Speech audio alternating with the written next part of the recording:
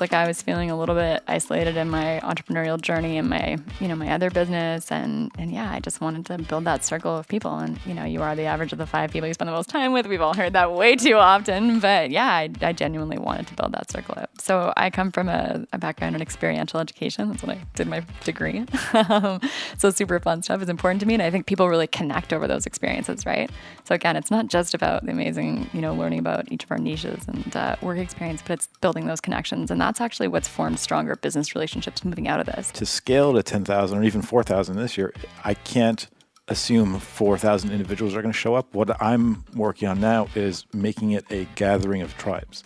So this is like a meta tribe of all these smaller tribes that are already cohesive, that are already connected to show up so that people don't feel alone, that they feel like they're already part of something. And then what we're creating for them is something way bigger than them, like a giant movement and a mission that everyone could be aligned with.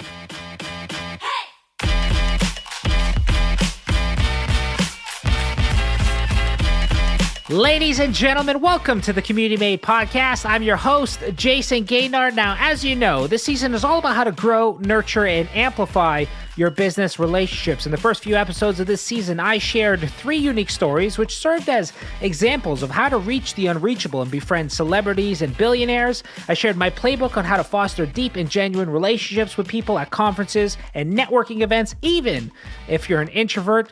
And I also shared how to become a catalyst of sorts by hosting mastermind dinners of your own. In today's episode, I sit down with 2 uber catalysts, Giovanni Marsico and Alexis Dean. Now, I've known Giovanni for years. He's one of my longtime friends. We have very similar views and philosophies, and we actually both started in the event space around the same time. And both of us, one could argue, have become specialists when it comes to hosting high-touch, intimate experiences. However, Giovanni, probably about 3 years ago, decided to, he came to me and he said that he wanted to do a big event. And leveraging the positive stress of eustress, which we talked about in previous episodes, he booked one of the largest venues in the city, which could hold up to 3,000 people for their first event. And I told him, dude, I love you, and I'm not the type of person to discourage people from their goals or tell them to, reorganize or reorder their expectations. But filling an intimate event with 150 people is one thing. Trying to fill an auditorium is another. But nevertheless, he persevered, and thankfully he did, because that first event, they hosted over 1,500 people. They doubled in size in year 2, and they are planning to double in size yet again. His Archangel Summit has brought together an incredible roster of speakers, including Gary Vaynerchuk, Simon Sinek, Damon John, Seth Godin, and yours truly. I'm not going to lie, when he asked me to speak, I'm like, this is a great idea. You should have started doing big events a long time ago. And again, truth be told, turned out to be an incredible experience. If you have an opportunity to check out the Archangel Summit, I highly recommend it. But that brings us to our second guest for today's episode, Alexis Dean. Now, Alexis recently founded Dovetail Summit, an invite-only retreat and community for female entrepreneurs, innovators, and investors. And I wanted to have Alexis on not only because she's doing important work, but because she just wrapped up her first retreat. So the experience for her is still very fresh. So for people like Giovanni and I, we've done dozens of events and retreats and that kind of stuff for the last 5 or 6 years. So it's hard for us to kind of relate to somebody who's just starting out. So I decided to bring Alexis on, and she was absolutely perfect for the conversation. So in this episode, we sit down and chat about building a tribe, the complexities of hosting small retreats versus large events, and lessons from Lady Gaga. A few housekeeping things to note before we get into this amazing conversation. First, in this episode, we'll be highlighting some of the concepts of my book, Mastermind Dinners, Building Lifelong Relationships by Connecting Experts, Influencers, and Linchpins. This book has done well over the years, has over 4.7 stars out of 5 on Amazon over the last 215 reviews. Now, if you're a member of the Community Made group, you can get access to a free PDF version of the book in the resource section. If you're not a member, lucky for you, that's also free. Simply visit communitymade.com to get access.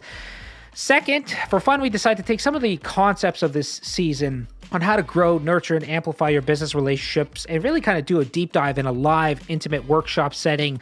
That first workshop sold out before the season of the podcast came out, so we decided to announce a second workshop date. So for details and dates and availability on that, visit superconnectorworkshop.com. That's superconnectorworkshop.com. And third and last thing, if you're a fan of what we're doing here at Community Made, I would be forever grateful if you would share this podcast with a friend. I specifically avoided, I guess, the traditional marketing methods of building an audience for the podcast because I don't care for vanity metrics.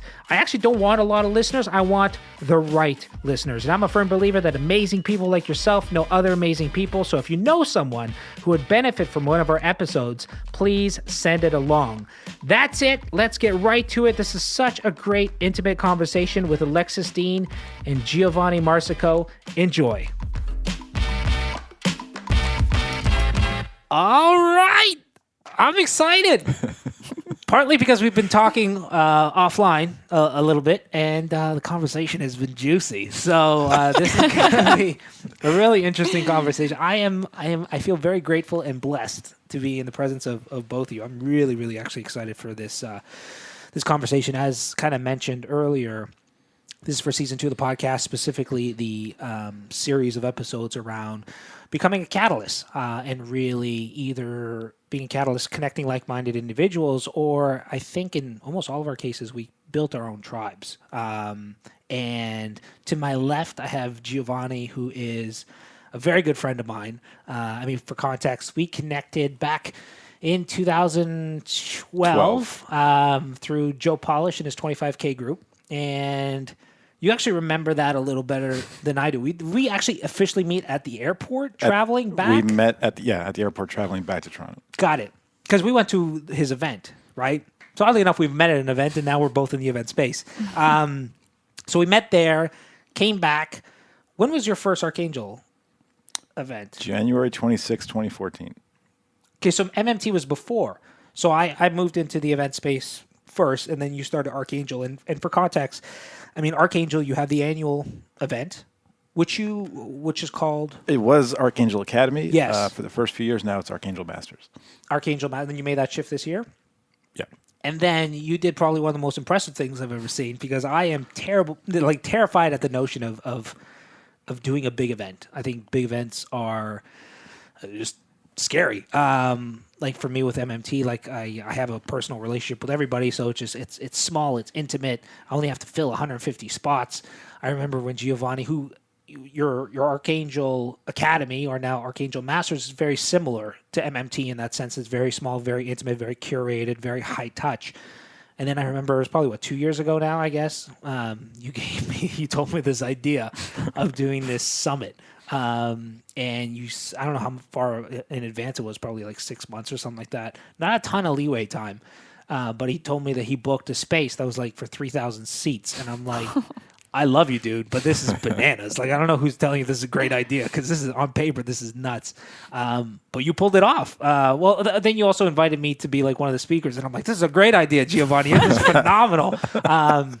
But you not only did you pull it off, you did a phenomenal job. And one of the things that kind of painted that bias was that I have a lot of friends in the big event space that are losing their shirt. It's not necessarily a pretty business to be in, generally speaking, but you have a really unique kind of spin on it. And also, one thing you've built is a community, right? Even at scale, which doesn't happen. Like, we do that within MMT, you do that within the Archangel Academy and within the Masters group, with smaller groups of 126 people, 150 people. Can that be done at 1,000 people, 2,000 people, 3,000 people? And you kind of shown that it can be. And there's other people who've done it as well, like World Domination Summit, Chris Gillibo. He does a really, really good job with his events. Have you been to? No. I know a bunch of people that have gone. Yeah, so he is. It's a fantastic event, but again, one of the very few that has actually built a community around an event of that scale. And I challenge and say that you have a probably stronger community than his in some regard, because I've been to World Domination Summit, and it's easy in that environment to be surrounded by 3,000 people and still feel alone. Right. And you don't feel that necessarily at Archangel. And you did the first summit You had, 1,500 people at that first summit. And I was very grateful that I was given the opportunity to speak there. And it was a fantastic event. You decided to do it again, not only again, but wanted to do it bigger. And you did deliver on that. And then you you have a third one in the works. No surprise, you're planning to go bigger yet again. So yeah, I just honor you immensely for, having that courage, especially when you're successful in your space, in your little niche. It's easy to get comfortable. I'm comfortable with where I am. So like I've still have no desire to do a big event, and I'm kind of scared at the proposition of it. But you're all about scale, not necessarily scale, but impact. Right. And you did it on a very small level within the Archangel Academy and the Masters, but now you're really trying to reach thousands, and you're doing a beautiful job at that. So that's Giovanni to my left. Alexis, I'm trying to remember, how did we connect? Because I didn't know of you. With all due respect, up until relatively recently, and then all of a sudden, like, you're all over like my radar, like all my friends know you and all this kind of stuff. So I'm trying to remember, how did we originally? I don't even know. Yeah, I think I was introduced to you somewhere, but okay, yeah. Well, the reason I brought TEP. I met you for the first time. I saw you speak. You were like a different man back then. And then I ended up talking to you at this TEP in the Round thing. Oh, my God. And I think you were like just launching Archangel, and you had this like crazy ago. video, and it was like lasers shooting everywhere. And I was like, what? And then, I ended up talking to you very briefly. But we also met at an event. So that's one portion actually of this podcast or this season is why, to me, my opinion, connecting with people through events is it's like the 80-20 of relationship building. But so Alexis, the reason I want to have you on, as kind of made mention, is that, you've been all over my radar as of late, and you facilitate. Now I know you have experience in the event space on some level, but you started facilitating your own retreats rather recently. Yeah. And I have heard, we kind of talked about it offline, some of the people I know who went to your recent retreat have been spoiled, I guess, in some regards, regarding events, and go into events with high expectations, which can be dangerous and hard to meet those expectations, let alone exceed them. And I've reached out to a handful of those people who are mutual friends, and without a shadow of a doubt, you blew their minds. I mean, the testimonials I saw and that I received made me reshift things around. And I'm like, I have to get you on the podcast for this season. So I'm really grateful you're here. That's awesome. Thank you so much. And thank you so much, ladies. I know, exactly. Yeah. Love them all. You have big fans, very big fans. So I want to probably, let's actually focus on you. Because again, this is very, it's interesting for me to be in conversation with somebody who's relatively early stage, because I'm so Giovanni as well. Like, we're so far removed from that. We're further along the process that, like, this season is all about, again, teaching people how to become a catalyst, and whether that be hosting an event or a cookie off like what Saul Orwell does, or like a snowboarding trip like Dan Martell does, or even like a small retreat, or if you go to Giovanni's like scale, like his Archangel Summit. So like, what was the desire? Like, what was there some kind of event that happened that made you want to start your own retreats or create your own community, for that matter? Yeah, I mean, I'd been running my team building and training business, Dovetail Team Building and Training, for about 3 years. And I kind of got to a point where I wanted to surround myself with more awesome women in particular. I have great friends in the city, but none of them are really entrepreneurs. And I saw these women from afar, and I knew a couple of them a little bit. And I was like, how do I get to actually hang out with these women and get to know them beyond the, hey, I think you're awesome, and we'll exchange cards, and they'll be like, yeah, let's grab a coffee, and then that's never going to happen. And so it was pretty much just self-serving in some ways. Like, how do I get to spend a weekend with these people, and what do we do to attract the right woman into this little community? And we're keeping it small intentionally, so it is small because it's early days, but it's also small because I think eventually we might get up to 75 max, but the next one will be 50, and this one was 45. So nice. Yeah. So when you came up with the idea or the inkling that this is something you want to pursue, to the time you actually executed on it, how big was that of a window? Not a big window. I think I got really lucky. Like, I just met a couple of really awesome women who really jumped behind this idea and spread the word with me really quickly. And, I went out and I kind of felt a little like a stalker in some ways because I knew a certain woman that I wanted to be there. But it was, I don't know, from September pretty much when I got the venue and sort of launched-ish. Like I didn't ever really do any marketing or have an official launch or anything, but started putting it out there, one-to-one conversations in October, sold out in November, and then had to like open up another cabin space because we just did not have enough room. I thought we were going to keep it like 24 women or something. I had no idea, the interest that would come from this, and then grew it again. And yeah, you did have some like really, I don't want to say aggressive is not the right word, but very engaged supporters leading into it. I mean, we share some mutual friends, and the amount of people that like went to bat on your behalf and like spread the word and spread the message and try to get other people on board was really impressive. Is there any reason for that in particular that you can kind of pinpoint? Is it? Yeah, I don't know. Because you're just amazing. Is that I'm why? Just so fabulous. I don't know. I just feel super blessed. I put a lot of love into it, and I try to do everything with a lot of intentionality behind it. And I knew this was something that I could do really, really well and with a lot of love and care and with intentionality. And I think that came across into the woman that I spoke to, and they were really, really on board to share it. And I think it was coming off of, what some people refer to as like a year of reckoning for a woman. And they were like, we need this, And so that was just really lucky timing as well. So the combination of, being awesome and having that past year to kind of build on. So. Well, I feel similar in the sense that like I was very lucky to get quite a bit of support for MMT year one. Which again, I have a hard time pinpointing as to why. Outside the fact that Simon Sinek saying that people don't buy what you do, they buy why you do it, and I was pretty open and transparent with my why, and that kind of revolved around what I felt was missing in the marketplace, but just the isolation that I was kind of feeling and those kind of things. Did you have like the same? Did you want to connect with people for that reason, or? Yeah, pretty much. Like I was feeling a little bit isolated in my entrepreneurial journey and my, my other business. And yeah, I just wanted to build that circle of people. And, you are the average of the 5 people you spend the most time with. We've all heard that way too often. But yeah, I genuinely wanted to build that circle out. So you originally were shooting for how many people? 24. 24 people. Yeah, 24, highly curated. I wasn't going out there and pitching it to the world. It was kind of targeting individual women relentlessly in some cases. Yeah.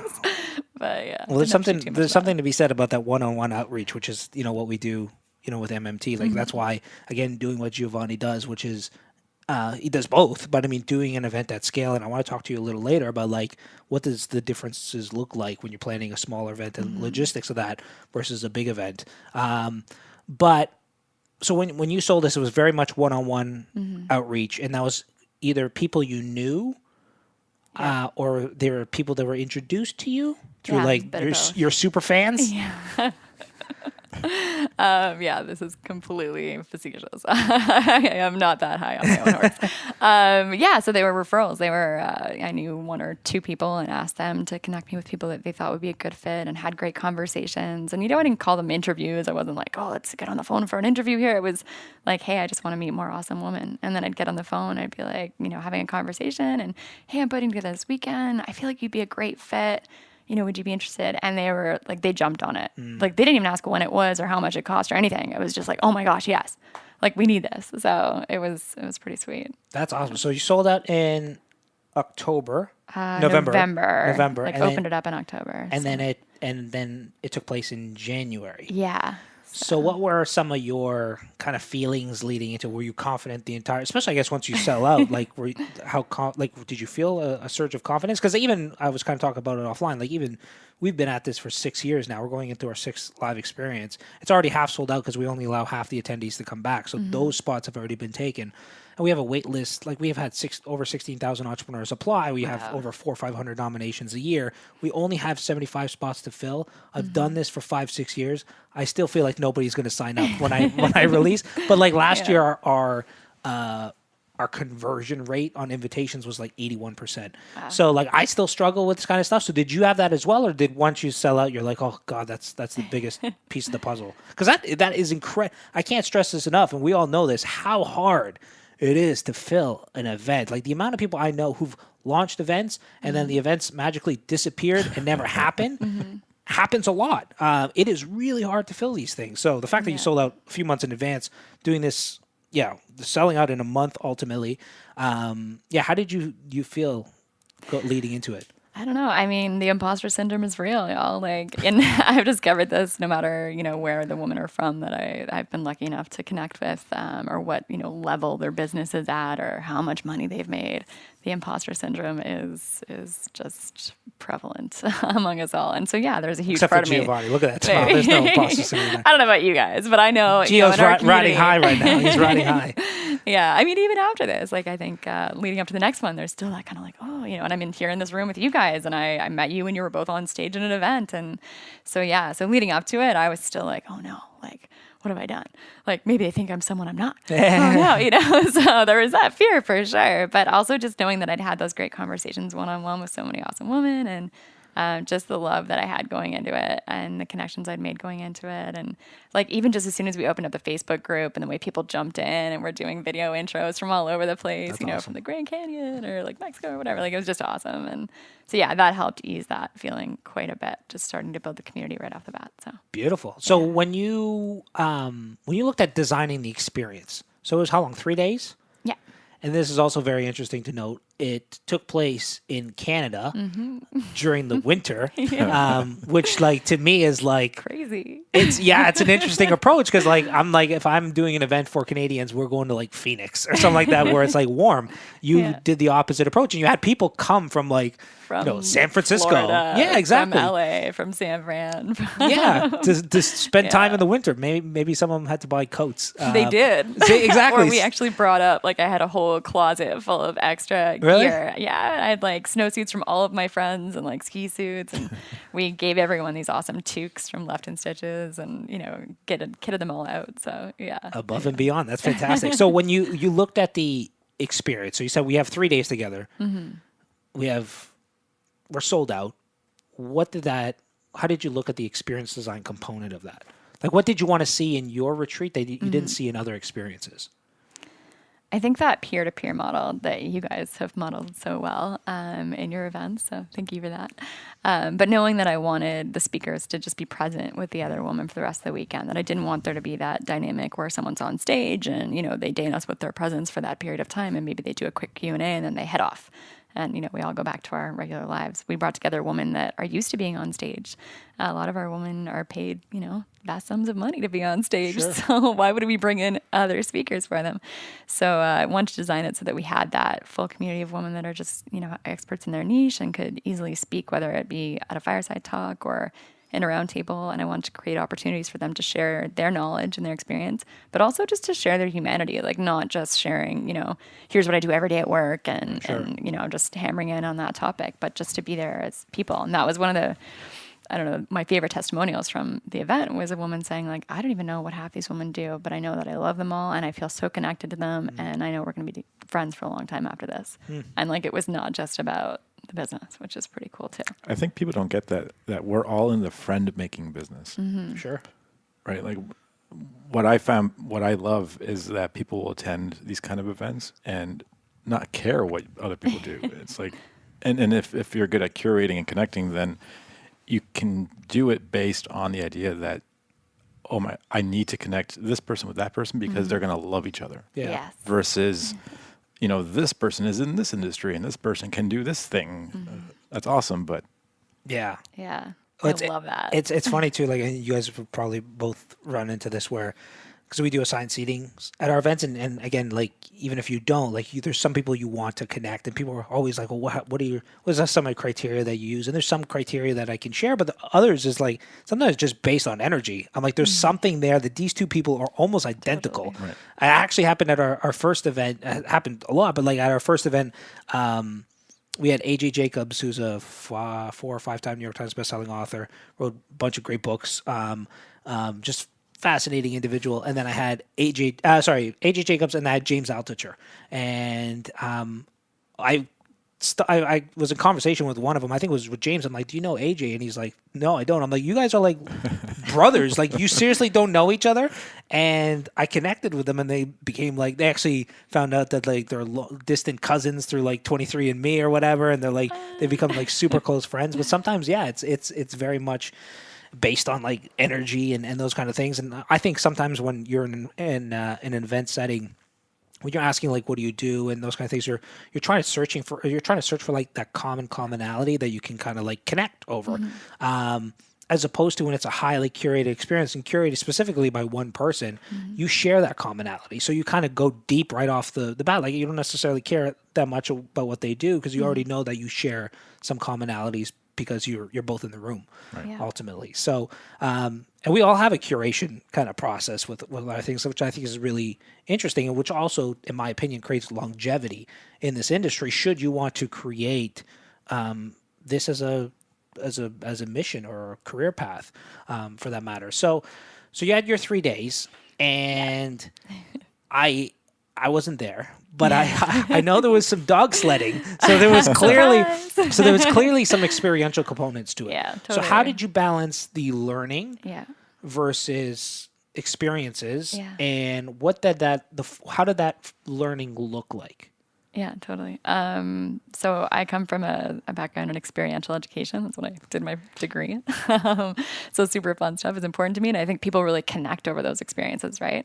So again, it's not just about the amazing, learning about each of our niches and work experience, but it's building those connections. And that's actually what's formed stronger business relationships moving out of this. Like that was, of course, like in the background of the intention of this. And that's really what's come is that women got together and they did this like crazy, we had this giant swing thing because our lodge was actually right next to the summer camp, and they had us over there using this crazy, it's like almost like a bungee jump, and women were like doing this stuff and doing the bungee thing and doing tubing and just ridiculous stuff in the morning that you would never, like stuff that you feel like you're a kid again doing. And then we paired that with afternoons spent, in the lodge by the fire doing roundtables led by our woman on topics that were nominated by our woman. And then mastermind groups, and they met with their mastermind groups 4 times over the course of the weekend and got to hot seat each mastermind participant. And we had a format for that, and it's pretty well facilitated on that front. So that was really great opportunities to learn in a small group setting. And then, of course, throughout the weekend, we had fireside talks. So we had speakers from within the community who gave talks and did Q&As, and they were super powerful and not the people that people expected. Yeah. So when they knew the people that were coming, they sort of, I guess, kind of expected a few of the names in the group, like, oh, she's definitely going to be giving a talk. And those women ended up hosting roundtables because their topics were very popular. But we also had people that kind of came out of the woodwork and are experts in their niche and are experts in really interesting areas that you wouldn't always hear about, especially at a mixed event. Yeah. So they spoke. And it was a good balance of things. And then, of course, like a little bit of downtime for that connection and really balancing out. Like for me, it's really a challenge that I have as a facilitator. Like I'm really good at like facilitating the fun. So, it's like, all right, so we're going to do this discussion group and we're going to, and just also like leaving space to like grab a glass of wine from our vintner who is one of our women, has a winery and then grab that glass of wine, go hang out by one of the fireplaces and just get to know people and have that time. So there's a bit of that as well. That was one of the hardest things, and I'm still grappling with it. My just operating system is to over deliver and overstuff and those kind of things. And there's a certain elegance and a value of like taking things out and increasing the value because of it. And we're slowly, again, because I'm so worried of like not blowing people's minds, that I used to always have every single minute scheduled and like talk after talk after talk and those kind of things that I've come to realize the beauty in that. So given the fact that you're already starting with that viewpoint or that mindset, I mean, you're 4 years ahead of where I was. So that's, that's awesome. And that's one thing you both kind of do on some level is, I mean, we have at MMT, we'll bring in surprise speakers and we'll do roundtables facilitated by people in the community. So and I know Giovanni is Archangel Masters is very similar format as well. But one thing that Giovanni does, which sounds like it's relatively similar to you, is that you almost give an opportunity to everybody to speak, which that was the first time I ever heard that. And you do that through lightning talks?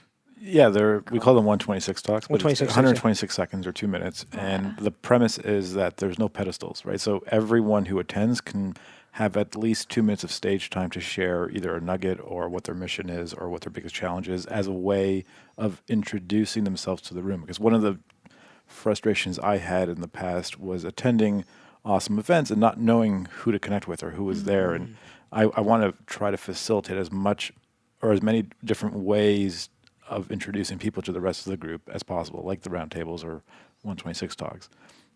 Got it. And so the 126 talks, the people opt in or everybody has to do it? They opt in. They opt in. Okay, good. 'Cause I have actually heard, I forget who it was, but there was somebody who we share as a mutual friend who's terrified of speaking. And this is when I realized the power of this, the potential power of this, is they were terrified of speaking, but their first time they ever got on stage was at your stage. And they wouldn't have got on any other stage. And because of that was a life-changing moment for them. And I was like, that's really, really interesting because we've never incorporated that. Yeah, we have a very community-based peer-to-peer learning model, but not where everybody is given the opportunity to share. We have our roundtables planned out in advance and the facilitator of those roundtables, and we give environments for people to step up and talk within those small environments, but not an opportunity for people to get on the big stage, I guess you could say, and share their wisdom with the group. And to what you said, that's one of the big problems that a lot of events face is, you go even in a small intimate event, like 150 people, you're not going to meet 150 people there. So what are unique ways you can kind of expose those people at scale to everybody?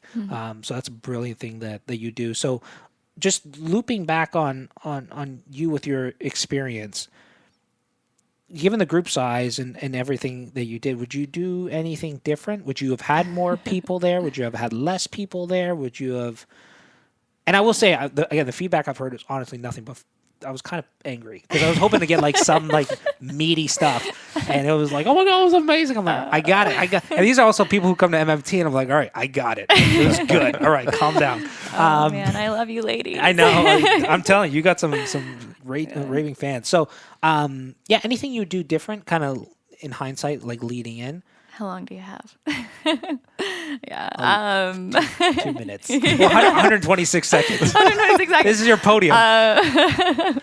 There's a few things for sure. I think just some fine tuning, and once you've kind of gone through it and you can reflect back, and that's something I really love doing. Not ripping myself apart, but just kind of looking at how we can improve for the next one. Yeah. I think I'd like to, we did some facilitated fun kind of at the beginning, connecting people through different conversations. So you got to partner up with a few different people and engage and learn more about them. But I definitely felt like we missed that opportunity to have every woman introduce themselves in some format. We had a lot of women who said they speak for a living or they're often on stage, but they didn't have to speak at this and they weren't super pumped about it. And we also had women who were like, I have hives just being here. Yeah. So, they do big things, but they do them from their living room at home sometimes. That's kind of where their business is based. Sure. And so having hives just being in the room and then asking them to get up and speak was really terrifying. So let me ask you this. I don't know if you share this as a commonality, but were you, were you aware of what you achieved when it was all said and done? Or you tend to be hard on yourself? And this is coming from somebody who is never happy. We had a 9.90 approval rating over last event, and I was like, not good enough. So, did you run into that as well, or do you run into that? Oh, totally. Yeah. I mean, okay, so I'm going to toot my own horn here. It was a smaller group. It's way easier to do with 45 than it is to do with 120 or 3,000, but we had a 10% or 10.0, whatever, NPS. And I was pretty stoked with myself for 10 seconds. And then I read the one survey and then I had a conversation with someone who had one small tweak. And I cannot let that tweak go. I am okay, so this is how we're going to preempt this next time. My biggest piece of feedback, I don't know if you share this as well. My biggest piece of feedback when reviewing surveys is don't review them right away. Yeah. I let them sit for 60 days, 90 days, because it is easy for you to emotionally, especially when you invest everything you have into it. Totally. And this is coming from, and the thing is also you want to create a culture where people feel safe to leave feedback. So the two biggest pieces of advice I can share in regards to this, because I've learned this the hard way, is sit and don't read feedback. If anything, if you're really, I need to know, glance at it real fast, sit with it for 90 days, then revisit it. You'll see it with a completely different set of eyes, and you'll feel much better about it. The crazy thing is, anyone in our groups leaving feedback or giving feedback it's coming out of love too, right? Totally. They want to help, Yeah. but still, and for me, I'll get video messages. Hey, loved it, but this. I know. That loved it, but And the thing is, you need it.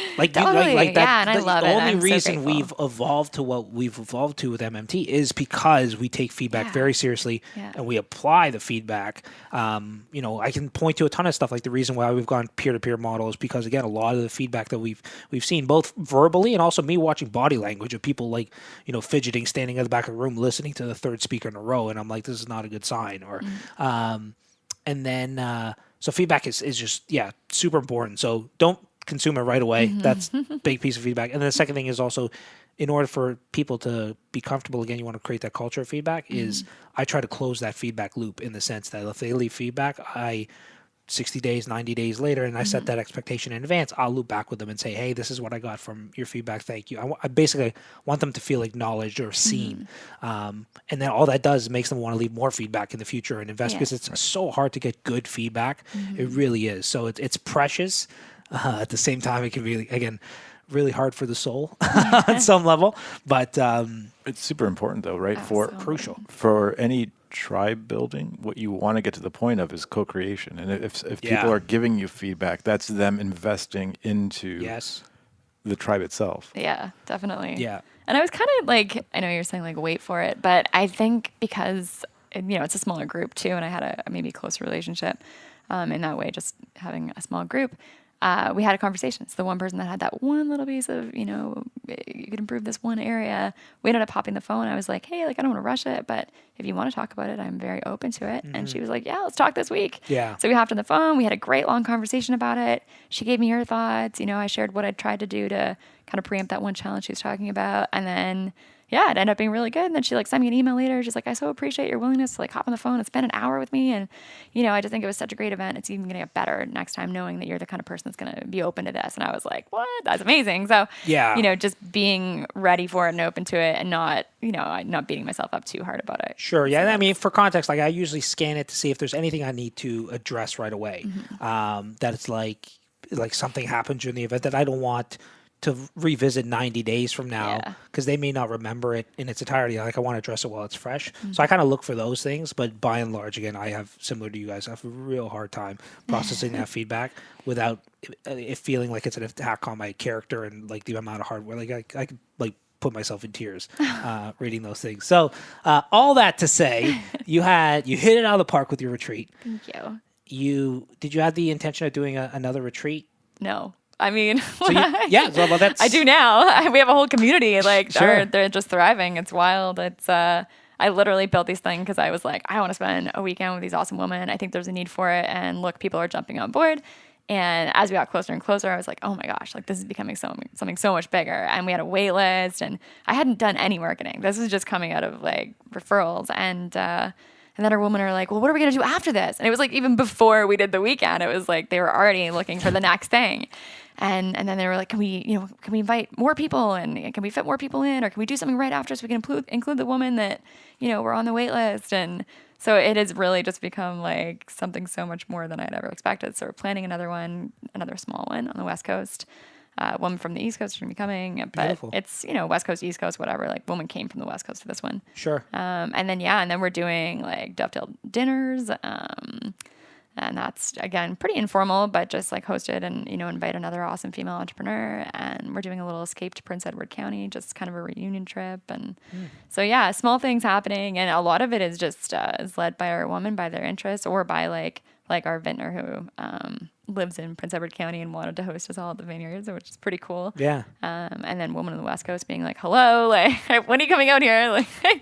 We want to see you. So, yeah. Well, especially it seems like you value being in nature. Totally. And obviously what you did was beautiful, but the West Coast, there's so many options on the West Coast of Canada. And you're still keeping it in Canada, for that matter? For this one, yeah. Yeah. Don't deal with that border. Giovanni and I were talking about it offline. Oh, it's going to happen. Things get interesting. I've had some interest from, California ladies, but, and doing something in the States, definitely it's going to happen. But for now, I think we'll keep it in Canada because it's great for, anyone coming from anywhere, really. Our dollar value is nice and low. So. Sure. Yeah, no, I know. I tell people as soon as you cross that border, your net worth goes up 30%. Everything is on sale. So, it's a great way to do it. And so your next one, how many people are you expecting or shooting for? August and 50, but yeah. August? Yeah. Wow. I know. I was not the plan, and I looked at like both of your models, and I was like, oh, do we wait till next year and make it bigger? And I think the women just want to be connected, and they're like, if I didn't plan this thing in PEC, they would have planned their own, like for sure. And I was like, okay, well, why don't we just all, include everybody? I've had that happen before. I facilitated a mastermind group for or retreat program off of MMT for 2 years, and then I realized my heart was on it. I actually didn't enjoy facilitating it as much as I thought I would. I was always enamored by like, oh, I'm going to be the lead facilitator of this group and work through their problems. Didn't like it, but they loved it, and the cohesion of the group was so strong that like I basically said, you know what, like this is gonna be our last year, blah blah blah, and they continued on for like it's been on 4 years now. They're still going on their own. Awesome. They don't have to pay anything. Before it was like $25,000 a year. Now they pay nothing. It's like it's a win-win all around. Wait a second, ladies, you're not paying $25,000 a year. What's happening? You gotta work your way up to it. You gotta work your way up to it. But that's good. I mean, it's I mean, for us, we do the one event a year, and it's a pretty big stretch. Well, like our philosophy though is that.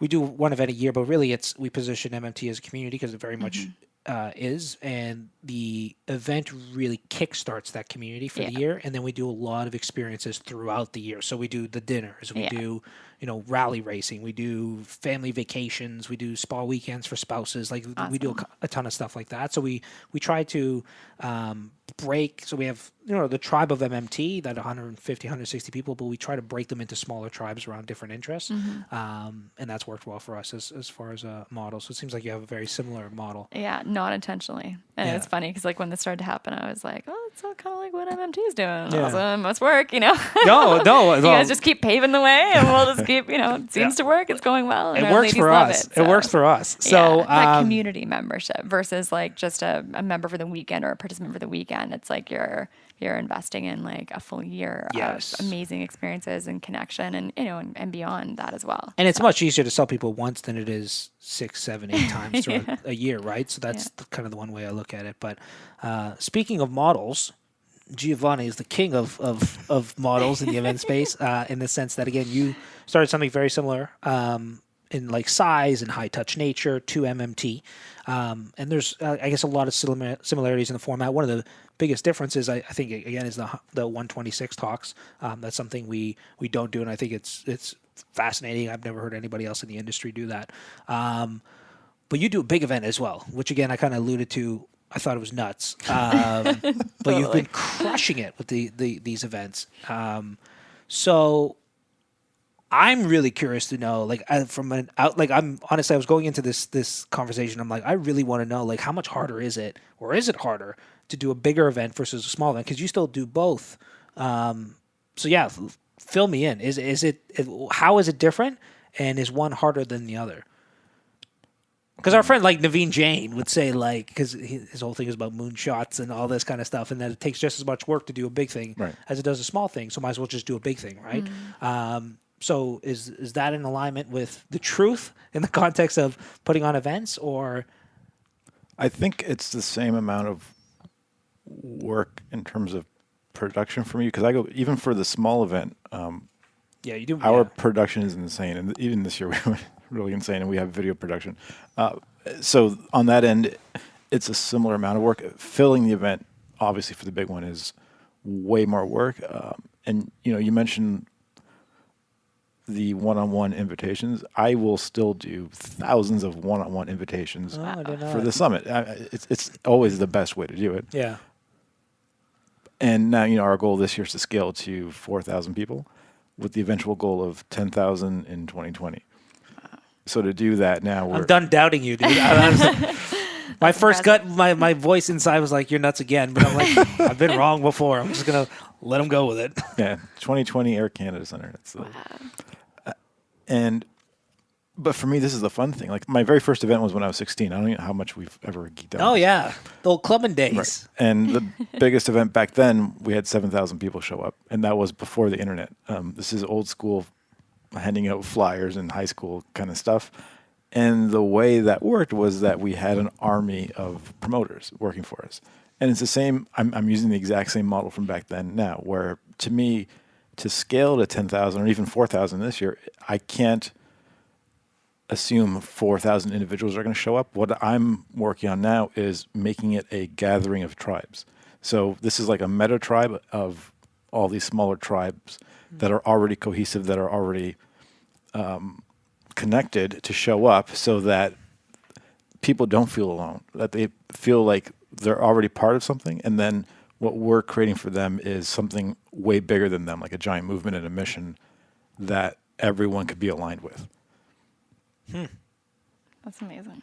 It's a good idea. I'm not saying it's a good idea. It's a great idea. But because we have you see this with other events like traffic and conversion and that kind of stuff, where like it's inevitable that like 20, 30 people from MMT are going to be there, and 20, 30 people from Archangel, and 20, 30 people from Maverick, like different groups. Yeah. So that big event is basically a meta tribe for all these smaller kind of tribes. So, and again, that's a way to still keep that sense of community at scale, because again, every time the bigger you get, and that's obviously our fear with MMT, is like, if we get larger, do we lose that intimacy? Do we lose the experience component to it?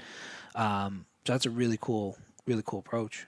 Yeah, and I think, for any of us or for anyone doing any kind of business, you have to have that blue ocean kind of mentality of what differentiates what you're doing, and can you take best practices from your industry and bring in best practices from other places, or you have 2 or 3 different superpowers that you have that you can merge together to make it very unique and distinct. So I'm a big fan of experience design, and I'm a big fan of production. So for the first couple of summits, we just wanted to make sure that the formula worked. And now this year, I don't want to reveal too much because I'm a big fan of surprise, but we're bringing in way more production. That's partly why we're moving to the Toronto Convention Center, so that we have more playground space of empty room to just build out things, and there may be people flying around, kind of stuff happening. But for me, where I really want to have fun and go deep is storyline. So I always want people to feel like they're part of a story when they're at any of our events. But for this time, there will be film throughout the event as if you're in a movie, and not just watching a movie, but you're in the movie. You're part of the story. And we experimented this year at Masters where we created, it's hard to explain, but we created an artificial intelligence that introduced the speakers. So we had this LED panel floating in the middle of the room, and every time a speaker was going to come on, this face would come on and introduce the speakers. So instead of having an MC, it was a weird, fun experiment this year. And we're going to do that kind of thing on a way bigger scale at the summit. I'm going to have to do a Michael Jackson hologram. Seriously. At MMT. I can't keep up with your 2-packs going to MMT. I know. If you want to know what Tupac's up to, he's going to be at MMT September 25th to the 27th. I mean, I don't know if you thought it would be like, did you envision this early on? Like, I'm the type of person that, like, what Phil McKernan always preaches, like, I get clarity through taking action. Like, I had no clue, and all I've done with MMT is pay very close attention to feedback, and if it made sense to me, enact that feedback and reiterate, like, evolve, and boom, we're here. With you and Archangel, was that always the plan? Because you already had the seed of like doing big events kind of before. Did you want to move back into that? Is there? Okay. At first, and again, I think this is going to be a common thing between all of us, I created the event that I wanted to attend because I was frustrated that it didn't exist yet. How dare you? Right? So for context, Giovanni's been to MMT before. So. Dude, everything out there is just garbage. You didn't have any holograms. Come on. Well, that would definitely be a good argument. I don't invest in AV at all. If it was I've been dabbling with the idea of like no AV because you spend easily 10 times more on AV than we do, And I'm like, I can't justify it. That's Identify as a woman and come to Dovetail. We don't do AV. There you go. See, I'm moving in that direction. Yeah. So yeah, so you didn't want to do a big event. Yeah, no, You were trying to build your tribe ultimately. yeah, I started with defining the tribe first. Have I ever told you my Lady Gaga stories? No. Stories is Ooh. plural. Well, Your inner Gaga, you're a little monster. back at the beginning, I'm fascinated with music and that industry, especially because I used to produce concerts and that Sure. kind of. And you know, in an industry that's in a decline for most artists, there are some of them that are killing it, and she was one of them. And this is, I think, 2014 or 15. And I said I wasn't a fan at all. I liked the music, but I thought I had to figure out what is she doing. And I bought 2 tickets to her concert, Art Rave it was called, in Toronto, and I showed up, and it was the most magical experience. And I literally took notes during her concert, and I still use what I've learned, and I think you'll get it. Like the first thing was, she branded the tribe. So Lady Gaga is the brand, but Little Monsters are the tribe. And she has an avatar of what the tribe member is. And she didn't go after the top 40 generic radio listening audience. She said, my tribe is the misfits, the people that don't fit into the top 40, the people that get bullied, the people that, have a lot of anxiety or fear. I am your tribe. We are your tribe. We're the Little Monsters. You are safe here. And she created a safe space. And they get each other. They have secret handshakes. They have culture. They have language. They have all of that she's created, so that you feel like you're part of the family, which is something that I wanted to recreate. And the second thing is, everything is customized to the tribe. So if you go to any concert now, it's usually an act, right? So Madonna, what she does in Toronto is probably the same thing she does in LA for her performance. And for the most part, people have their phones up, which to me is hilarious, but they're filming the whole thing or live streaming. So you can watch all of this stuff online and pretty much know what you're going to get into. But for her, for example, people would throw things on stage, like someone threw a Canadian flag. And instead of having security get rid of it or throw it back, she would pick up the thing, every single thing, a teddy bear, a jean jacket, and she would incorporate it into her act. So if you're that fan that threw up the thing on stage, now you feel like you're bonded and you're part of that experience. And the climax of all that was someone threw up a letter, and she stopped performing, opened the envelope, walked to the piano, sat down, started riffing, and just read the letter. And it was this girl named Brittany who was 16, and she just came out to her parents, and the parents kicked her out of the house, and the story got crazier and crazier. And halfway through, it got really emotional, and she stopped playing. She says, "Get this Brittany bitch on stage." So this Brittany person, they find her, she gets on stage, sits her beside her on the piano, tells the story about her anxiety. Lady Gaga's sharing, this is all the stuff I went through in the past couple of years, so you're not alone. And she does an acoustic version of Born This Way, singing only to Brittany. Like, "Hey, Brittany," like I can't sing, but 20,000 people crying. Yeah. But feeling completely bonded. And she customized the show. She branded the tribe. She created this amazing community. And I thought, this is how you do it. And you start with the tribe first. So I said, when we started Archangel, I'm starting with the tribe first. Who is it that and maybe the better question is, what is an Archangel? Versus Archangel isn't an event. It's not a business. It's a person, a tribe member of a community, or it's like a citizen of a city. And how would you describe that citizen, and how would you describe the city? And I started that way, and then I started meeting with people and just figuring out, what do these people all have in common? What are the patterns? What do they all need? And how do I facilitate connection between members of this tribe? Versus starting with an event and saying, how do I fill this? Yeah. Because that won't work. I Yeah. have so many questions about that. It's your podcast, though. No. Ask away. Like, do you have kind of a set list of core values, both of you? Totally, yeah. That you run through, that you're kind of evaluate people against, or? Yeah, we publicize it in a way. Like, to me, the biggest success is when someone does an introduction. Giovanni, you have to meet Tom. Tom is an Archangel. And because that's like, when a member of your tribe can identify someone else who is aligned with your mission, with your values and beliefs, without your involvement, then that's a win. Yeah. Right? And that's where we're at now. It's like, this person is an Archangel. I gotta rebrand MMTer. Oh my gosh. But My people ladies are going through that right now. It's hilarious. They're like, the big birds. I'm like, no, ladies, that's not going to work. They're like, the little doves. I'm like, we're working on it. We're working on it. No, those are really really good observations. And I guess to answer your question, for me, when it comes to the vetting process, it's evolved. There are core values in place now. There wasn't initially. And so really what I was going at, how I got into, I guess, the whole notion of curating was that in my last business, I talk about this a lot, I built a business I hated to enable me to buy things I didn't need to impress people I didn't like. And I felt like I was stuck on that hamster wheel. And there was people that I was in the e-commerce space, so you didn't get to choose who you served.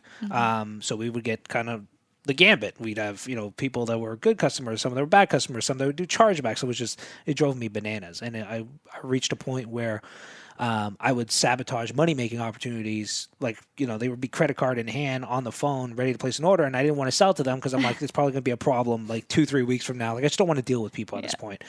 So when I had the idea of doing MMT, I knew it wanted to be curated. Like I knew I'd only be excited and would rise to the challenge if I curated people that I cared about, genuinely cared about, and wanted to support.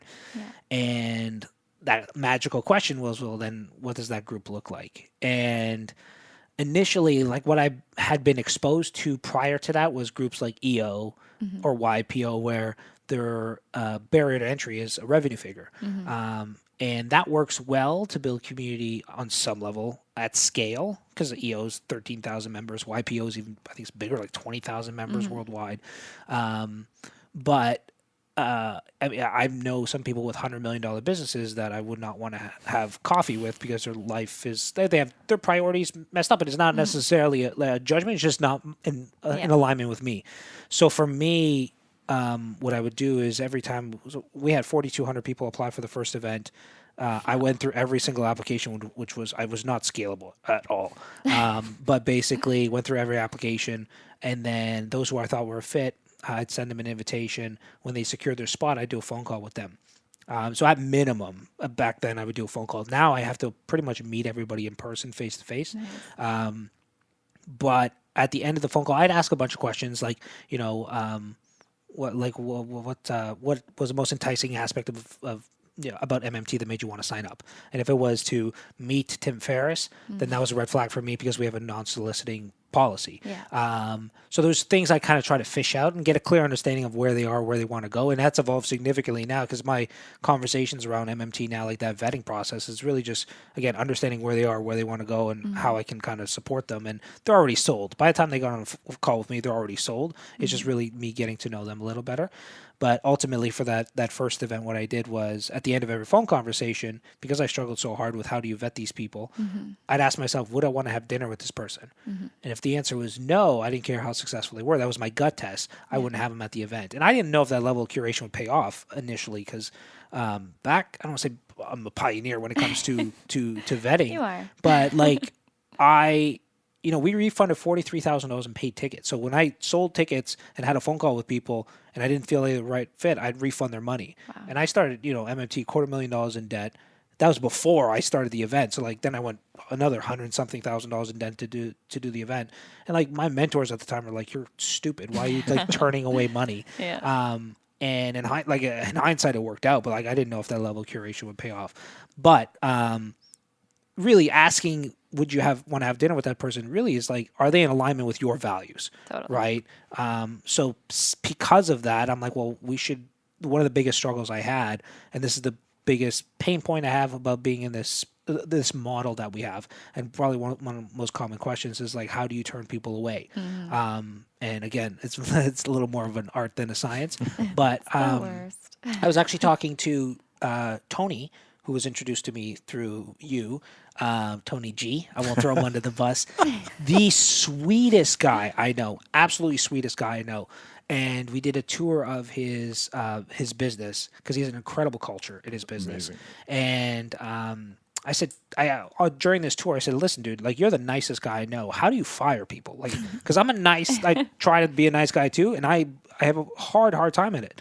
And he's like, he's like, we're very clear on our core values. And by the time somebody sits down with me, they already know what core value they broke. Yeah. So he can just point to a core value and it depersonalizes it. And I'm like, that is exactly what we need. Yeah. So being vocal about those core values and, sharing it with the community and integrating it. One thing I realized is like how you run a community of 150 people is exactly how you'd run a company of 150 people. Totally. Like if you care about culture, it's the exact same. The onboarding, the conflict resolution, the firing, all that.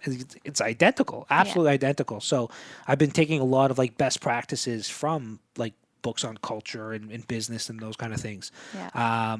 So core values are crucial, and we're starting to get better at now making it public within the community so that it alleviates that tension should we need to remove somebody because they were inauthentic, because they pitched or whatever. Yeah, exactly. Yeah, pitching is like a non-negotiable. I actually look for like opportunities to kick people out if they, and that's I actually do. Like there's somebody I had to kick out at MMT last year during the event, live at the event.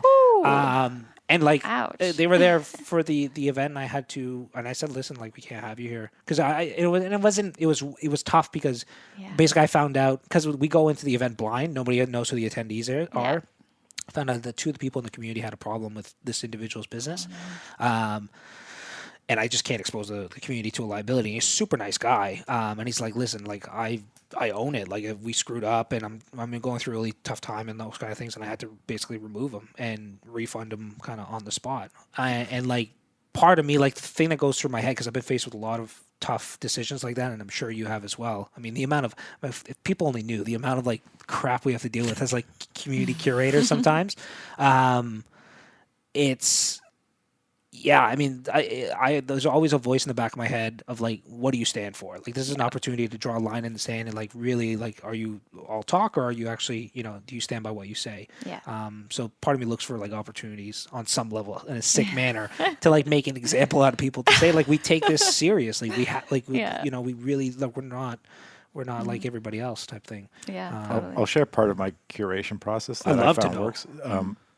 When someone isn't a fit or they may not be ready yet, that initial conversation is me finding out where they are, where they're going, what resources they might need, and if they're not a fit for the group, I still try to connect them with someone. To say, you know what, I do the same. Oh, you make me sound like a jerk. This isn't right for you, but you know what, you need X, Y, Z, and I know this person that can help you. So why don't I introduce you to them, and at least there's some kind of value creation without having to make them feel like then you're a rock star in their eyes. Like that's the one thing is like I at all costs try not to burn any bridges because you don't know who somebody is connected to. You don't know who somebody will become. I mean, there's people that like that we know that have like who've leapfrogged me in success in a short period of time, and I'm like, thank God I didn't dismiss that person like a while ago.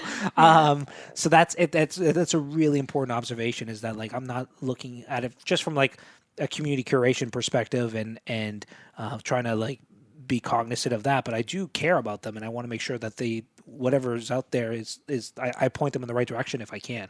So that's a really good observation. Yeah, it might be a future opportunity, but it's just not. How did you curate initially? So I think my maybe secret weapon is my experience with culture development work. So in the other business at Dovetail Team Building Training, we do culture development stuff. So we work with teams to improve their company culture. We define their values. We don't create their values. We just help them redefine or define them and align them with some of their systems and practices and stuff. So I was pretty clear. Yeah. I was pretty clear on my personal values going into it. And then also the values of the people that I was just drawn to naturally. And I codified that pretty quick. Came up with a really ridiculous little acronym for it. JLAF. And I told the woman, like, so JLAF, it's really easy to remember. And so, you're branding your core values. I'm getting a masterclass on branding here. Oh, man. Yeah. Such great branding. But you own the .com? Yeah, not yet, but I should. Before this goes live. Oh my gosh. Yeah. Gonna get on that tonight. JLAF. Yeah. So it made it easier for me too. Like when I was on the phone with people and I was like maybe getting a bit of a weird feeling. And these are women who are like super successful and I'd been referred and, they're doing big things and they're on stage all the time. And I was like, oh, but I don't feel right about them. What's missing here? And, getting off the phone, I was able to identify like, oh, they didn't fit that part of Gillette. They didn't have a generous spirit. Our women are lifelong learners. They believe they can learn from anyone. Geez, generous spirit. Yeah. They're adventurous and courageous in some way or another. They have a purpose-filled business. They're humble. That's the PH. And the last one is they're fun. And then, you get to throw an I on the end. They have integrity. And so just kind of walking through the application process or the discussion process, not interviews so much, I was able to really pinpoint what was missing there and where the alignment wasn't happening. So, and then, at the beginning, like right off the bat, the first day, shared that with the woman and got some laughs and laughs. And, it's so bad. And then, I think like you guys probably do kind of just setting it up so that if something does happen, you can go back to like, oh, we've got Vegas rules here and we're really clear on that from the beginning. And we say right off the bat, it's a pitch-free community and everybody really appreciates that. And that was said right at the beginning. And, I just want to make sure you got that part. And it is so much easier to deal with issues when they come up when you've established that right off. You are starting on like such a good footing compared to like where I started. God, I had to figure out all this stuff the hard way. I figured out core values like 2 years ago at best. That's awesome. I'm so happy for you. I mean, the sky is the limit as far as I see how. And how many people came out of the woodwork that were like super fans of what you were doing before it happened, and then you over delivered on the experience, and then that just reinforced this tribe of, I don't know if you branded your tribe yet. We're working on it. Giraffes. Giraffes. Little doves. But yeah, no, that's awesome. I'd love to know from both of you, because I get this question a lot, is where do you drive inspiration from? I'm so curious about your answer. I don't even want to answer. I just want to know yours. Giovanni. Inspiration in terms of creativity or? Yeah, I mean, it's, I think early on, I think it's, I don't know, it's Cameron Harold who says it, like, you rip off and replicate on some level until you kind of find your own, like, positioning and your own voice. But I get a lot of people that say, like, what events do you go to and what do you draw inspiration from? And I don't. Really all that much anymore. I mean, I don't go to really any events for that matter. So we're just, love to know if there's anything specifically you can point to that, like, obviously, I guess Lady Gaga, like, on some level, awesome right? Example. Any others that kind of come to mind? Events, no. Story, yes. So I'll watch a movie every week in a theater. That's been my habit for the past. On Fridays, yeah. Wow. 9 or 10 years, Cool. by myself usually. And often, if I can, it's a superhero kind of film or anything comic book related, because that's a lot of my past. And everything I've created is based off of things like the X-Men, where the Masters group is the X-Men, and then the Summit is like the school for gifted youngsters. And I love being immersed in story, and that's my form of escape. Like I've never touched a drug. I've never been drunk. My escapism is immersive story. So I love being in a theater. I love watching the hero's journey sort of unfold, and I drive a lot of my creativity. I do a lot of brainstorming in the theater. So I'll have my phone to take notes, and then you're that guy with the phone. that jerk who the lights. Make videos about you. So that for me, that I definitely film, movies, comic book stories, superhero movies, stories, for sure. Very cool. Cool. You? Yeah. I mean, obviously, you too. Like I keep saying, you kind of. I was just teeing it up. I was just putting it out there. Just put it out there. And I mean, it's time to end the podcast. That it can be done. Like I'm like, okay, so my other business, going out the window because these guys have just proven that. No, we're keeping the other business, y'all, for the time being. But yeah, I mean, you guys paved the way, so thank you for that. And I was really, really conscious that I didn't want to just replicate what you were already doing. And I think it's different in a lot of ways when you bring together people that identify as women. We have our own culture in some ways, and that's pretty rad.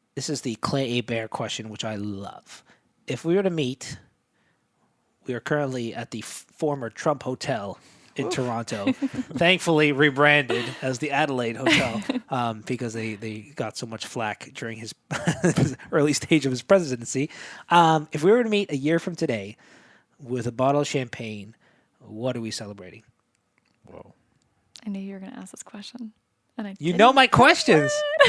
Did you ask this on another podcast? I don't ask it all that much. I ask it like in conversation with people, like really to get a clear understanding of like where people are, where they want to go, and how I could support them. Mm-hmm. Like I ask that question, I love it. and then I ask a follow up question, which I'll ask in a second. Please So, do. I love good questions. So if we were to, meet with a bottle of champagne, what are we celebrating?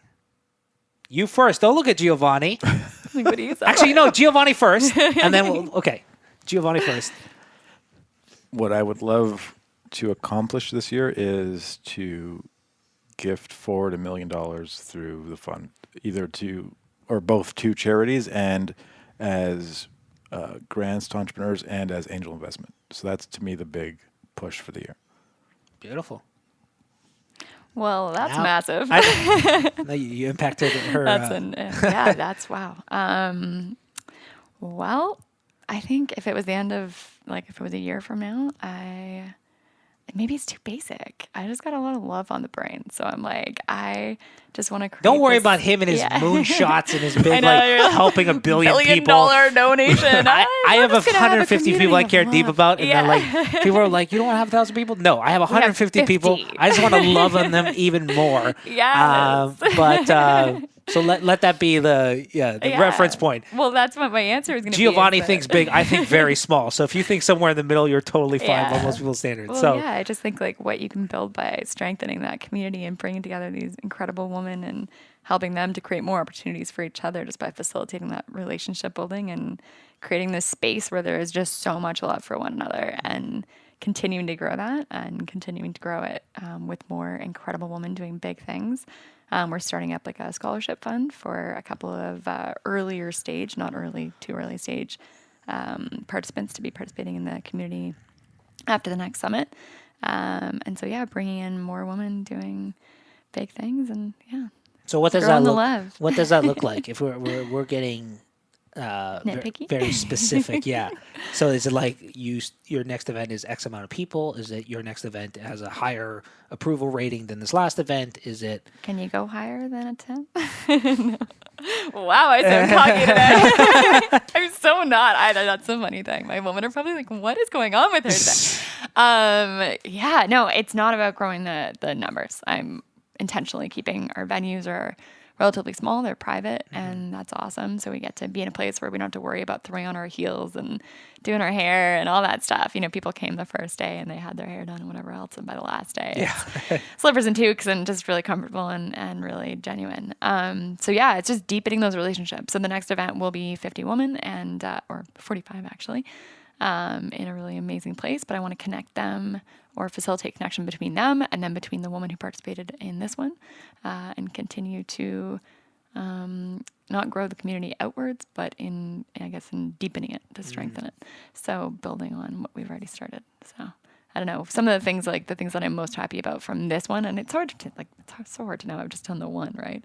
But the things that I'm most proud of are the relationships that are coming out of it and the things that people are creating out of this. And, I didn't do any of that myself. I just put them in the same space or the same, we share rooms, which is kind of a neat feature of ours. Yeah. And most of the women wanted us to curate, the rooming situation.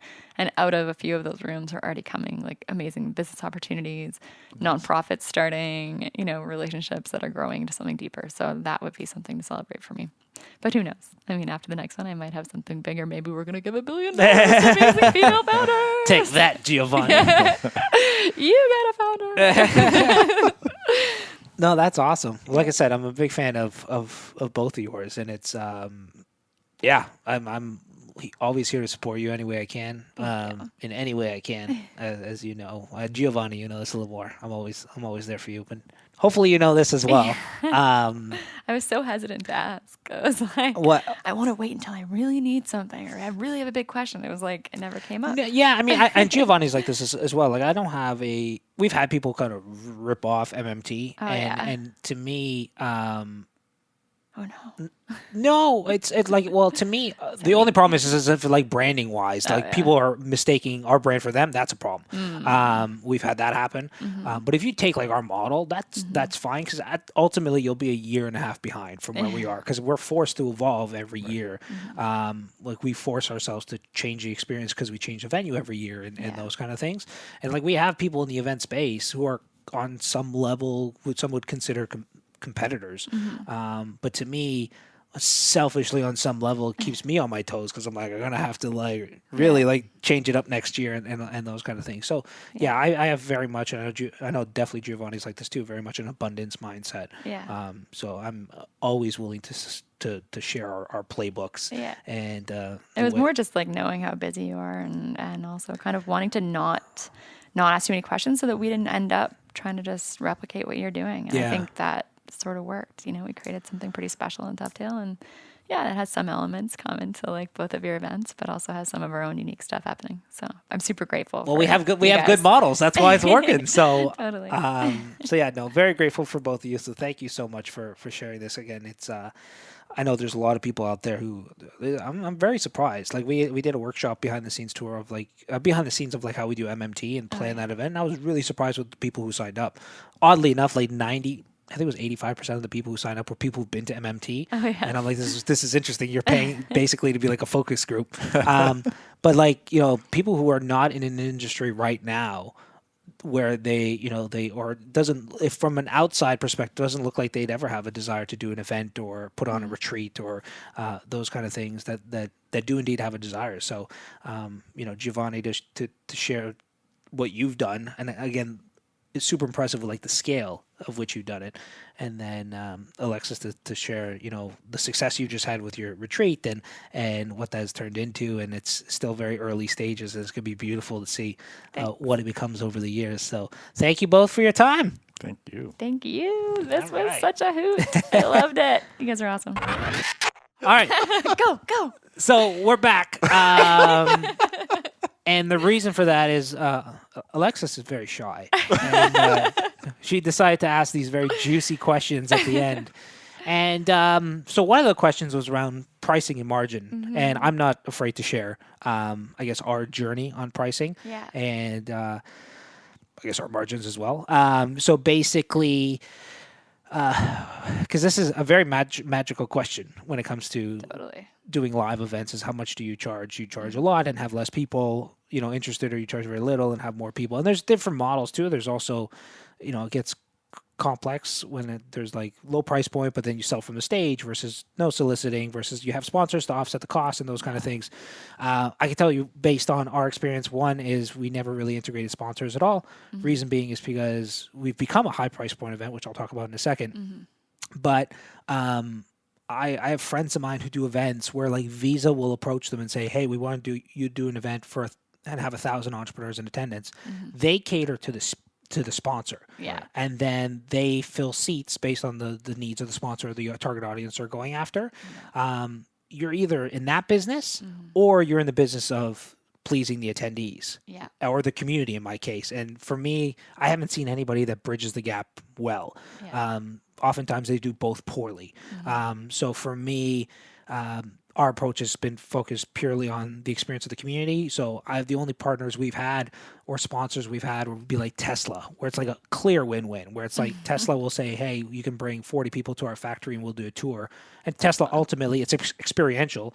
And Tesla, they sold a couple cars because of it and those kind of things. So that's, I guess, the notion of sponsorship, because that matters, because that's a potential, vehicle for financially, really to make the event viable. With that said, when it comes to pricing, when we first started out, I had no reference point. I went to a few events, but I had no reference as to like how much I could get. Plus, I deal with a little bit of like low self-worth, so that doesn't help when it comes into pricing. So I reached out to a few friends of mine, friends who are still friends to this day, but not based on this advice. And I asked, like, these are the speakers we have. How much could we charge for an event like this? pretty much unanimously, they said you can't get more than $1,000. So I said, all right, cool. So we charged $995. But because we had just an influx of applications, we're like, well, there's a lot of demand here. Let's see if we can raise the price. And I'm like, I'm just going to send 100 people to a higher price point and see what happens. So we sent 100 people or so to a price point of $33.97. It was. So over 3 times more than the original price point. And we had just as many people sign up from a ratio perspective, but they were better quality people, which is ultimately all we really, really cared about. And that's how we became ultimately a higher price point event. Like I started to discover that the more we charge, the more people are invested in the experience. Sometimes people get sticker shock and they come in with higher expectations, not only of us, which we do a good job, thankfully, of fulfilling, but they play more full out. They're more financially invested. So for us, we did this scaling model where everybody else in the industry, their common strategy to scale is bigger events or more events, and there's benefits to that, obviously. But for us, I wanted to do an experience where I knew at minimum, and this was year 1. Now it's even more in depth. At minimum, I want to know everybody by name and what they did and their company and all that kind of stuff. Now I want to know like the name of their kids and what keeps them up at night. And I can't do that with a couple thousand people or even more than 150 people. Honestly, I'm starting to tap out in that regard. So for us, we still have the desire to scale on some level, but instead of scaling in size every year, we scale by raising the price point and raising the caliber of people in attendance. So just because you were allowed at MMT last year doesn't mean you're allowed back, which is kind of talked about it earlier. Our biggest pain point is turning people away because we do have more renewal requests than we have spots every year. But we raise the price. And one of and I'll just be fully transparent with everybody right now on the podcast, is that one of the reasons why we've done the scaling price model is because I never had the confidence. I knew we were a higher price point event early on. I just didn't have the confidence to charge $10,000 because I knew other $10,000 events out there, but I knew we were better. I just had a hard time like owning that we were better. So for me, over time, we went from like 3,000, 4,500 to 7,500 to 10,000. So that's been our kind of scaling model. And we talked a little bit about margins. And again, if it wasn't for my lovely wife, Candace, who's a partner in the business, I could probably be in the broke house in the sense that like, I just to this day still don't use a budget. I just try to, if something makes sense financially, that's going to pay out a 10% multiple from an experiential perspective, then I do it. So thankfully, my wife reels me in every once in a while, and it's like, okay, hold on, you like really sit with this. Like, but I've done stuff like, on the final night of our event in 2016, I sent everybody like chocolate covered strawberries to their room, and on everybody's plate it said like sweet dreams, and I'm like, they'll love this. Nobody knew it was from us. They thought it was from the venue, so we spent like $5,000 on this. Oh man. So, and we were actually, this brings me to something I would love all of us to maybe share for a minute or two, is like things you wish you knew, because the one thing about this industry is that you can lose your the difference. I remember a friend of ours, we were at his event in Toronto, and they have a couple thousand people at this event, and we were walking. There's probably like 60 rows. It was at the convention center, actually. And he's like, my profit is that row right there. And so many, it's a very interesting business that if you don't make the right decisions, it can, like, one small decision could be the difference between you making money or you losing your shirt. So we were kind of talking about it really quickly offline. Like, for me, one of my realizations was that I could share two really quickly. One was that how much water adds up and coffee adds up. Water specifically, our first event, I didn't think anything of it. Again, I'm not the type of person to go through like the nitty gritty details of a contract and pricing and all. And again, I don't budget. And we got our first bill like after the event. We spent like $6,000-$7,000 on water. So now we opted for like carafes of water instead of like bottled water, because I mean, naturally they'll always push like the most expensive menu options, the most expensive like bar menus and those kind of things. That was one of them. And then also commissionable rooms. That wasn't something I was aware of either. Like, never do the negotiation with the venue directly. Because it puts you in a point of disadvantage from a negotiation perspective anyways, because they're negotiating with a deal maker or with the person who's going to say yes or no. And you always want to to have somebody in between, kind of play good cop, bad cop. And in negotiations for me, You're that's like 4 days too late for my next one. Thank you so much, Jason. well, and that's where you really make the money. I mean, you're doing it on a small scale, so Yeah. but when you start doing a couple thousand people, when you do even 150 people, but it's like, our food and beverage costs will be $300,000-400,000 grand, right? So like we have to navigate that accordingly, and negotiation really matters. So for us, like the way we do venue selection is like I find the venue. When I find the top 3 venues I like, then I have somebody to negotiate on my behalf, who is usually like an event planner or those kind of things. And one of the things that they benefit from is commissionable room rates. So if we're booking out $200,000 worth of hotel rooms through that property, contractually, the property actually pays out 10% to the event planning kind of company. And basically the event planning company has like an IATN number, something like that. Basically that, again, gives them that 10% room commission. So we just have an agreement now with an event planner that like, we don't need you to do any event planning whatsoever. I'm going to tell you which property to negotiate with. I'll give you all the negotiation points. And again, we'll play good cop, bad cop. I'll have these ridiculous demands, and you'll be like, "Oh, my client's such a pain. I really want to make this work," and that kind of stuff. This is gold. And then in the commissionable, when you get that 10% kickback, we split it 50-50. Nice. So that's an extra for us. That's an extra $15K of just like easy money. Yeah. Right. So those are some small things I wish I knew that I kind of learned the hard way. The importance of negotiation. Watch out for water. Those are two things I could definitely share. You? I had the hotel issue that I mentioned. Our very first LA event, they said, well, you're either paying this much for the room rental, or you get the room, but you have to commit to a certain number of hotel rooms, which we did and way, I guess, overestimated.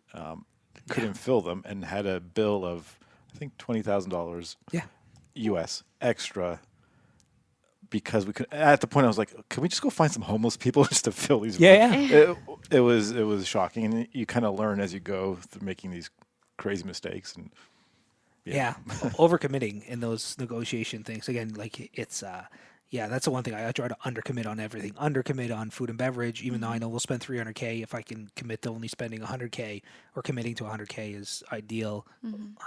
Committing on rooms, negotiation is huge. Anything you could share actually based on your first experience? Not a lot from the first one. I mean, we do, like, I'm doing buyouts for our venues, right? Because they're smaller. Same, yeah. And so that's been a fun learning experience because, typically with like a corporate group or a corporate, 1 day, 2 day, 3 day retreat, whatever, we don't have to buy the whole place out. So yeah, it's got me a little bit scared as we move into higher price point venues and that kind of thing, but I think we'll be all right. So awesome. Yeah. Well, again, here to support you. Any other last minute quick questions that we should get? Like I have a book here, a little Dovetail book with like a whole. We could take like maybe one or this Q&A with Gio and Jason. We could do another like one or. Do you have another one? I just have, I guess, one. So I'm super lucky. I kind of want to give them a shout out too. I have this amazing team of women that are entrepreneurs that have worked behind the scenes with me on this event, and I couldn't have done it without them. They're epic, and I don't know that I can have them continue to work behind the scenes. They are women that will be attendees, if not this year, then definitely in the future. So my question is for you guys, with your staff, volunteers, who's staffing your events? Where are you getting them? Are they volunteers? Do you fly them out? What does that look like for you? And how do you keep up that amazing culture? Like my ladies they're some of my closest friends, and we've been growing our businesses kind of at the same time for the past few years, and that's how they got involved. And I'm afraid I'm going to lose them, and what am I going to replace them with? So any tips on that, or what do you guys do in that area? Gio? People are often shocked when they hear how big my team is, of 3 people. My core team is 3 amazing women that are, I guess, full-time throughout the year. And then we have Heather, who's our event planner, who's now going to be working both the Masters and the Summit. For the day of the events, there's our production team and volunteers. And then for the Summit, it's an army now. We have volunteer coordinators, and we have also, but all that gets arranged throughout the year by 3 full-time people. Yeah. Yeah, and I can, my team is the same. 3? Yeah, so my wife, so Candace is a partner in the business, and historically she was more involved, kind of the initial lead up to the event and then the execution of the event. She was very heavily involved. Now she's going to be involved more throughout the year, especially on the community side. But really, also my assistant Rachel. She's phenomenal. So What really, happened to Christina, I know she's editing this. Christina's separate side of the business, specifically for podcasts and front-facing stuff. Okay. So you can, to what Giovanni said, you can achieve a lot with a very small team. Yeah. With that said, like during the live experience, what does that look like? So for us, it's volunteers. We don't compensate them. Do you fly them in? We don't for the first year. So we make them pay their own way there. We pay accommodations. And then after that, we take care of flight and accommodation. So it's kind of like if you're allowed to come back the second year. As a volunteer. Yeah, exactly. Yeah, so cool. to me, there's a saying like money motivates neither the best people nor the best in people. So I try to be very cautious of that. Totally. For us, we've actually had people, to what you said, graduate from being part of the team to being actually paid attendees. Yeah. And to me, like, there's no bigger joy. So, instead of having like a scholarship program or those kind of things, like the thing is, because of the intimacy of our experiences, if you volunteer for MMT, you get 70% of like the value of somebody who spent $12,000 with accommodations and all that kind of stuff to go. Yeah. So there's definitely a value there, and thankfully we have quite a few volunteers in the pipeline. Nice. So that's how we kind of manage the volunteer side of things. But we show up 2 days in advance. We show up actually weeks in advance because we talked about it. I'm scared to get turned away at the border. Oh my goodness. But it's a vacation, I swear. You're totally gonna have to edit this out. So we show up far in advance, but we usually fly in the team the team usually is expected to come in 2 days prior, so that we can do like a couple meetings and show them the property and those kind of things. So nice. That's us too. Cool. There you go. Thanks. Love it. Okay, no more interruptions. That's it. We're ending on this. So All right. good. Thanks.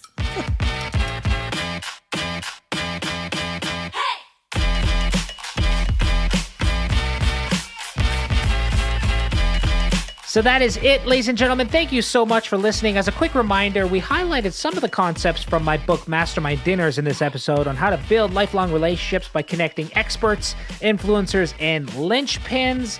This book has an average star rating of 4.7 stars out of 5 on Amazon over the last 215 reviews. If you're a member of the Community Made group, you can get access to a free PDF version in the resource section.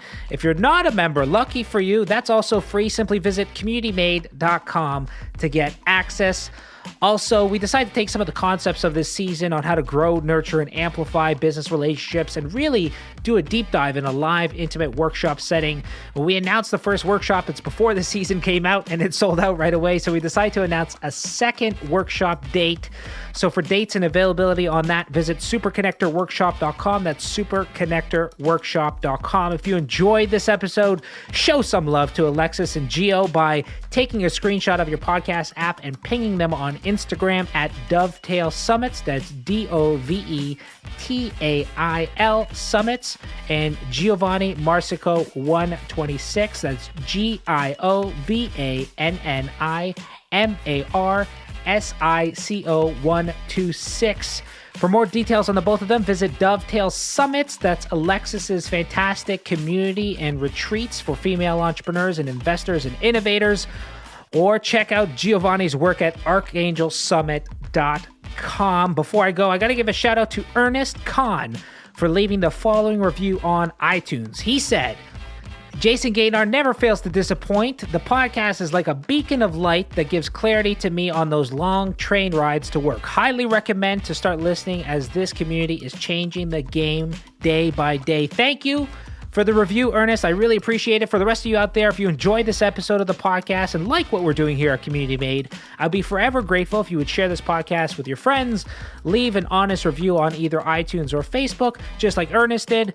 That goes a really long way for us. Join me for the next episode where I share why the wisest investment is wisdom and how to make the most out of mentors. I'll see you on the next episode. Enjoy your week.